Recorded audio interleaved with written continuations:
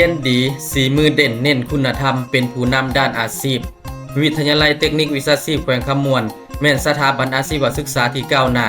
ตอบสนองทรัพยากรมนุษย์ให้แก่การหันเป็นอุตสาหกรรมหันเป็นความทันสมัยของแขวงเป็นสถาบันอาชีวศึกษาที่สร้างอาชีพสร้างแรงงานที่มีคุณภาพสร้างเวียกเหตุงานทำที่ดีให้แก่ผู้ที่เข้ามาศึกษาหำเฮียนในระยะผ่านมาสถานศึกษาแห่งนี้ได้สร้างทรัพยากรมนุษย์ที่มีความรู้ความสามารถ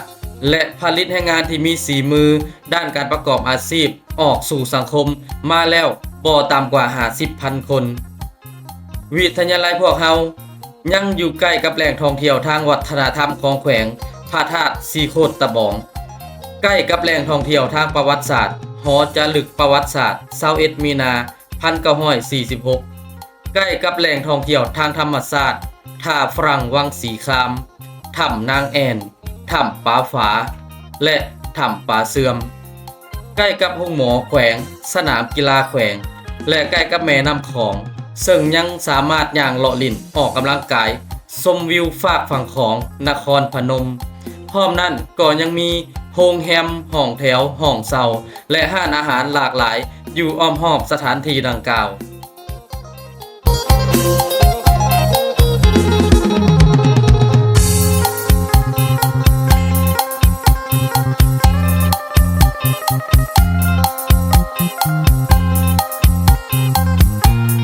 วิทยาลัยเทคนิควิชาชีพแขวงคำมวนมี2วิทยาเขตวิทยาเขตที่1ตั้งอยู่บ้านดอนเขื่อนสร้างเมืองท่าแขกแขวงคำมวนวิทยาเขตที่2ตั้งอยู่บ้านดงกระแสนเมืองท่าแขกแขวงคำมวนซึ่งห่างจากตัวเมืองท่าแขกประมาณ20กิโลเมตรวิทยาลัยพวกเฮาได้จัดตั้งการเรียนการสอนในหลายสาขาอาชีพหลายหลักสูตร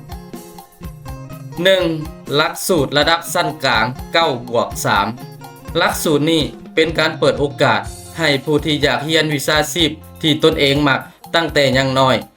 ซึ่งทางวิทยาลัยมีหลายสาขาอาชีพที่จัดการเรียนการสอนในหลักสูตรนี้ซึ่งผู้สมัครต้องได้เรียนจบมัธยมตอนต้นหรือต้องจบม .4 ขึ้นไประยะเวลาในการเรียนแม่น3 ปีได้รับเบี้ยเลี้ยงทุกเดือนตลอดระยะการเรียน2. หลักสูตรระดับสั้นกลาง 12+2 หลักสูตรนี้แม่นสำหรับผู้ที่เรียนจบมัธยมตอนปลายหรือจบม .7 ระยะเวลาในการเรียนแม่น2 ปีซึ่งในหลักสูตรนี้ก็มีหลายสาขาอาชีพให้ได้เลือกเรียนเช่นกัน 3. หลักสูตรระดับสั้นสูง 12+3 หลักสูตรนี้แม่นสำหรับผู้ที่เรียนจบมัธยมตอนปลายหรือจบม .7ระยะเวลาในการเรียนแม่น3 ปีและในหลักสูตรนี้ก็มีหลายสาขาอาชีพให้ได้เลือกเรียนเช่นกัน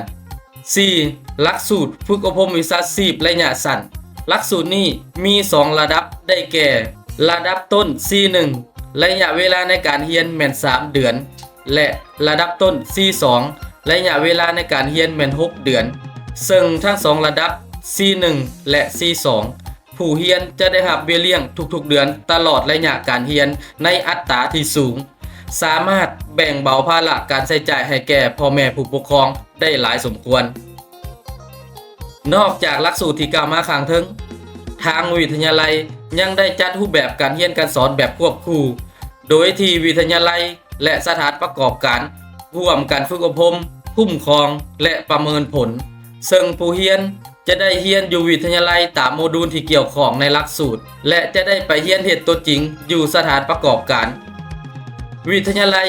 มีเครื่องมืออุปกรณ์การเรียนการฝึกอบรมที่ทันสมัยครบวงจรและยังได้ร่วมมือกับบรรดาบริษัทสถานประกอบการทั้งภายในและต่างประเทศเพื่อส่งเสริมนักเรียนนักศึกษาได้เรียนในอาชีพต่างๆและเพื่อแบ่งเบาภาระการใช้จ่ายให้แก่พ่อแม่ผู้ปกครองซึ่งมีหลายสาขาอาชีพที่นักศึกษายังได้รับทุนช่วยเหลือการศึกษาจากบรรดาโครงการต่างๆที่ให้ทุนช่วยเหลือเช่นโครงการ PSG โครงการลาว336และโครงการ VTS นำอีกในแต่ละปีวิทยาลัยได้รับการประกันคุณภาพจากศูนย์ประกันคุณภาพการศึกษาดังนั้นนักศึกษาบ่เพียงแต่ได้รับการเรียนรู้เทคโนโลยีที่ทันสมัยแต่ยังได้ประสบการณ์และสิ่งอำนวยความสะดวกหลายอย่างในสถานที่หำเรียน มีโอกาสได้ไปทัศนศึกษาไปแข่งขันทักษะวิชาชีพกับวิทยาลัยอื่นๆทั้งภายในและต่างประเทศพิเศษไปกว่านั้นทางวิทยาลัยยังได้ส่งเสริมทักษะการเรียนรู้ภาษาต่างประเทศโดยมีศูนย์ภาษาต่างประเทศ2ศูนย์คือศูนย์ภาษาอังกฤษและศูนย์ภาษาจีนซึ่งได้ร่วมมือและเชิญครูจากประเทศจีนมาสอนให้แก่นักเรียนโดยตรงและในแต่ละปียังได้จัดส่งนักเรียนไปเรียนต่อที่ประเทศจีนภายใต้ทุนจากศูนย์ศึกษาสากลลาวจีนวิทยาลัยเทคนิควิชาชีพแขวงคำม่วนจากประสบการณ์ในการสอนอันยาวนานจึงเฮ็ดให้วิทยาลัยเทคนิควิชาชีพแขวงคำม่วนของพวกเขามีรูปแบบการจัดตั้งการเรียนการสอนที่ดีมีหลากหลายกิจกรรมที่ส่งเสริมให้ผู้ที่เข้ามาเรียนมีทักษะมีคุณธรรมมีการเรียนรู้ควบคู่กันไปในทุกด้านทั้งทางด้านทฤษฎีด้านการนำใช้เครื่องมืออุปกรณ์และการปฏิบัติตัวจริงให้มีความชำนิชำนาญในทุกสายสาขาอาชีพคุณภาพการเรียนการสอนของครูภายในวิทยาลัยรับประกันได้วิทยาลัยมีครูอาจารย์ที่เก่งๆหลายท่านมีหลายท่านแม่นเรียนจบการศึกษามาจากต่างประเทศและในนั้นก็มีครูอาจารย์อีกจำนวนหนึ่งที่ได้รับการยกให้เป็นครูฝึกในระดับประเทศใน10 ปีผ่านมา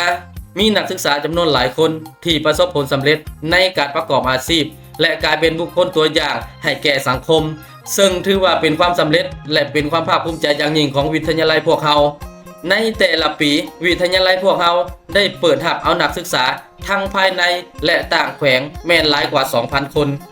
วิทยาลัยเทคนิควิชาชีพแขวงคำม่วนสถานที่ศึกษาที่มีคุณภาพและมีอุปกรณ์การเรียนที่ทันสมัยหลังจากเรียนจบออกไปแม่นมีโอกาสได้รับการจ้างงานและมีเวียกเหตุงานทำที่ดีทั้งได้เรียนทั้งได้เบี้ยเลี้ยงทั้งได้เวียกเหตุงานทำเข้ามาสมัครศึกษาหำเรียนนำวิทยาลัยพวกเราได้เลยติดต่อสอบถามข้อมูลเพิ่มเติมได้ที่เบอร์020-2232-8199 020-5511-9060หรือผ่าน2ทางเว็บไซต์ ktvc.edu.la หรือติดตามข้อมูลข่าวสารดีๆผ่าน2ทาง Facebook Page ktvc.official สถานที่ตั้งอยู่บ้านดอนเขื่อนสร้างเมืองท่าแขกแขวงคำม่วน